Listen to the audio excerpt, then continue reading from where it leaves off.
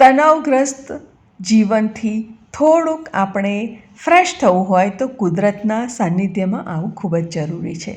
અને એવી પ્લેસ હોય કે જ્યાં રણ જ છે, એના સિવાય બીજું કંઈ નથી, તો ત્યાં કર્યો છે કમાલ અને બનાવ્યું છે કુદરતી લાગે એવા વોટરફોલ. તો હા ફ્રેન્ડ્સ, હું તમારી સાથે વાત કરી રહી છું દુબઈમાં આવેલા વોટરફોલની. તો ચાલો જાણીએ એ શું છે.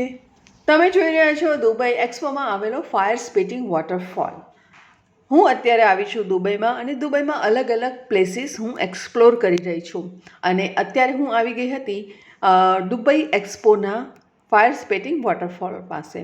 અને આ વોટરફોલ મને એટલો બધો એટ્રેક્ટિવ લાગ્યો અને એટલું બધી મને મજા આવી ગઈ, તો મને થયું કે ચાલ હું મારા વ્યૂઅર્સ માટે આ વિડીયો શેર કરું.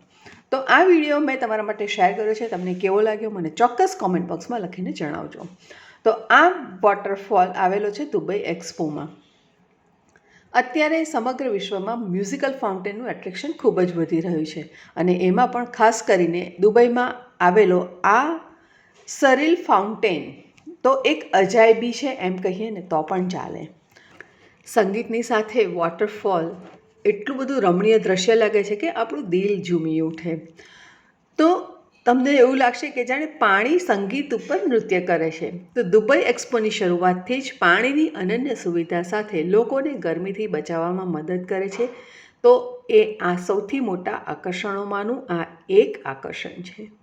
અલવાસલ પ્લાઝા અને ઝુબિલી પાર્કની વચ્ચે આ આવેલું છે, અને 3 વ્યુઇંગ પ્લેટફોર્મની નીચા વિસ્તારને નજરઅંદાજ કરે છે, જે અડધા ફૂટબોલ મેદાન જેટલું છે. જગ્યા સામાન્ય રીતે ઉત્સાહિત મુલાકાતીઓથી, વિઝિટર્સથી ખૂબ જ ભરચક રહેતી હોય છે. અને આ જે છે એ 4 માળ ઊંચી પથ્થરની દિવાલો ઉપર ચડવાનો પ્રયાસ કરે છે. તો તમે જોઈ શકો છો કે મુલાકાતીઓ, વિઝિટર્સ વોલ પર ચડવાનો પ્રયત્ન કરી રહ્યા છે, અને પાણી સરસ રીતે ઉપરથી નીચે પડી રહ્યું છે.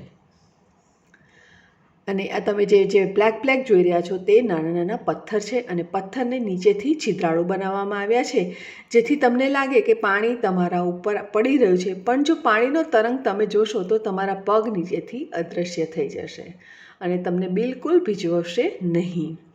તો એટલો સરસ મજાનો આ ફોલ, મને તો ખૂબ જ મજા પડી. અને જો તમને જ્યારે પણ દુબઈ આવવાનો ચાન્સ મળે તો તમે ચોક્કસ આ વોટરફોલની મુલાકાત અવશ્યથી કરજો જ.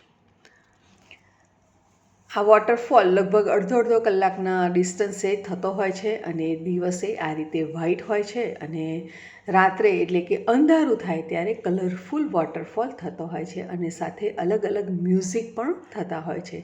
એટલે કે દર વખતે અલગ અલગ મ્યુઝિક સાથે આ વોટરફોલ થતો હોય છે. તો દિવસે આ રીતે વ્હાઇટ થતો હોય છે, અને રાત્રે મ્યુઝિકલ અને સાથે સાથે બ્લેક એન્ડ વ્હાઇટ ફોર્મમાં પણ થતો હોય છે.